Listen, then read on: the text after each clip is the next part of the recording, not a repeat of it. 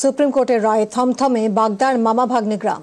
স্থানীয়দের দাবি, এই গ্রাম থেকে চাকরি গিয়েছে প্রায় 40 জনের। এই গ্রামেরই বাসিন্দা চন্দন মণ্ডল, যিনি বাগদার শতরঞ্জন নামে পরিচিত।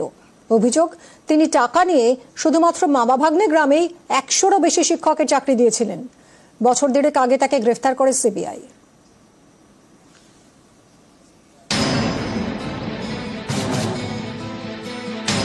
উত্তর 24 পরগনার বাগদা, এখানেই মামা ভাগ্নে গ্রামে মাস্টার পাড়া। সুপ্রিম কোর্টের রায়ের পর থমথমে গোটা এলাকা।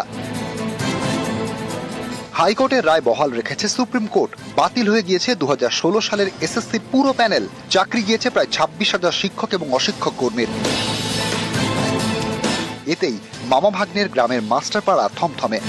স্থানীয়দের দাবি, এই গ্রাম থেকেই প্রায় 40 জনের চাকরি গিয়েছে।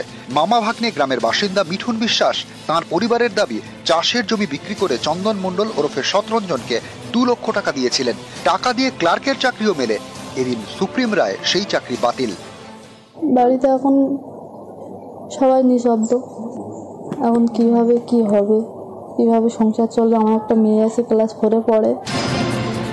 মামা ভাগ্নে গ্রামের বাসিন্দা চন্দন মণ্ডল বাগদার শতরঞ্জন নামে বেশি পরিচিত। অভিযোগ, টাকা নিয়ে নিজের গ্রামে একের পর এক চাকরি দিয়েছেন। সংখ্যাটা প্রায় 100। একটি পাড়ায় সকলেই নাকি শিক্ষক, তাই নাম মাস্টার পাড়া। সুপ্রিম নির্দেশের পর এই পাড়া একেবারে চুপচাপ। জোগাড় করে হয়তো কারো কাছে নিতে হয়তো 2-1 লাখ টাকা দিতে পারে, গরিব মানুষ হিসেবে বাড়ির লোকে হয়তো দিতে পারে। তারপরে চাকরি দিয়েছে? হ্যাঁ, এখন তারপরে হতে পারে। এখন চাকরি কোথায় করে? ওই তো বলছি তো, গঙ্গাসাগরের পাশে। টাকা নিয়ে চাকরি দেওয়ার অভিযোগ 2023 সালের ফেব্রুয়ারি মাসে শতরঞ্জনকে গ্রেপ্তার করে সিবিআই। চন্দন মণ্ডল ওরফে শতরঞ্জন আগে টিউশন করতেন। 2004 সালে স্কুলে পার্শ্ব শিক্ষকের কাজ পান। অভিযোগ, 2011 সালের পর থেকে টাকার বিনিময়ে স্কুলে চাকরি দেওয়ার কাজ শুরু করেন। আগে আর্থিক অবস্থা তেমন ভালো ছিল না। মোটা টাকার বিনিময়ে চাকরি দেওয়া শুরু করার পরই চন্দনের সম্পত্তি দিন দিন বাড়ে।